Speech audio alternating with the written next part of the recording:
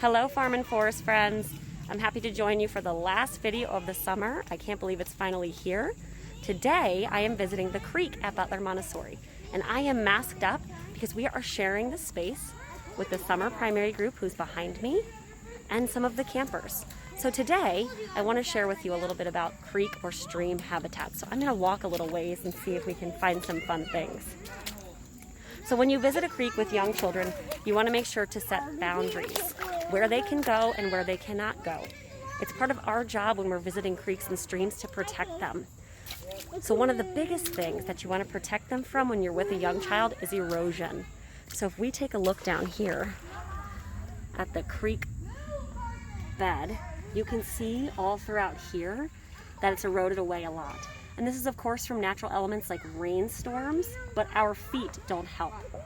So if you can help the children to remember where to stay along the creek, like in the middle and not climbing up the sides here, that will really help the creek and stream health. Now our creeks have big paths where the children can play, and that's where you want to encourage them to be. And when you come down to a creek or a stream, you can look for wildlife. Some of the things that you might find in a creek or a stream are things like insects, crayfish, and fish. And if you see those in your creek or stream, you know it's pretty healthy. And a really good spot to look for crayfish is in a deeper creek or stream, and look underneath. I'm going to try to show you up in here. These little like coves and cubbies in here where the water's a little bit deeper. So sometimes the farther end of our creek here at Butler has a deeper area where you might find crayfish and fish, but those are a really good indicator of stream or creek health. And if you're with older children, you can talk about that with them. You can talk about what you find and how it might indicate the health of a stream or creek. Another really fun activity to do with young children, especially towards the fall, is flipping over small rocks and looking to see what's underneath. A lot of times you can find things like dragonfly larvae that they've laid in the creek or stream throughout the summer and are getting ready to hatch into their next stage. So let's lift under a rock and see if we can find anything. So I'm just going to very gently lift and see. And there's nothing under there quite yet. Might not be the right time for it. But a lot of the dragonfly larvae will be attached to the rock. And that's a really fun find. And if you come down here with young children, you can bring an ice cube tray, just a plastic one from the dollar store, fill it up with creek water, and then you can get small nets and allow them to go and see if they can catch anything. And then when they do catch it, they can put it inside of the ice cube tray, and then at the end of your catching, you can go back and look to see what you found. And you might find some really interesting things, like that dragonfly larva.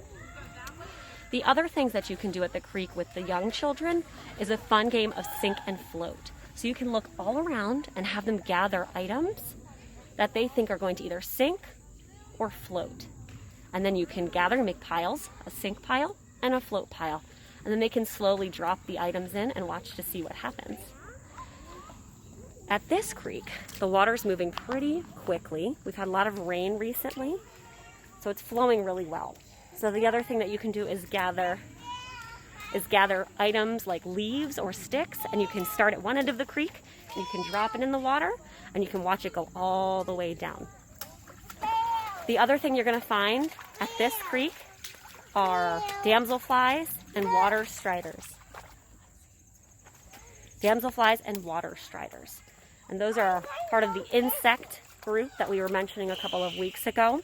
So you can go online and look to see what kind of insects you might find at your local creek or stream, or at Butler's even, and come down here and hunt for those. So damselflies look a little bit different than dragonflies. They have one set of wings, but they love to come down to the creek bed and sit and sun on the leaves. And then you'll also find water striders. Let's take a walk and see if we can find any water striders. Here. Okay. Come on, girls, you want to come? See if we can find any water striders? Yeah, we want to. Okay, let's go see. Now we have to walk really gently. We have to walk really gently in the creek and stream. I saw water striders. Yeah, let's go see if we can find the water striders. Yeah.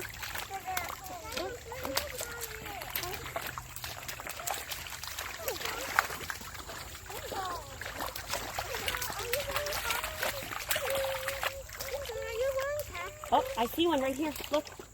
Let's be really still. Oh, let's be really still. There it is. Can you see the water strider moving all around the creek? I found one water. Can you see them right there on the... There they are. See them? They're jumping all around, scooting all around the water. I can't see them. I found 3! No, 4! Do you see them? I see me. See them? Thank you all for joining me today and this summer. I hope you have a great time exploring the creek.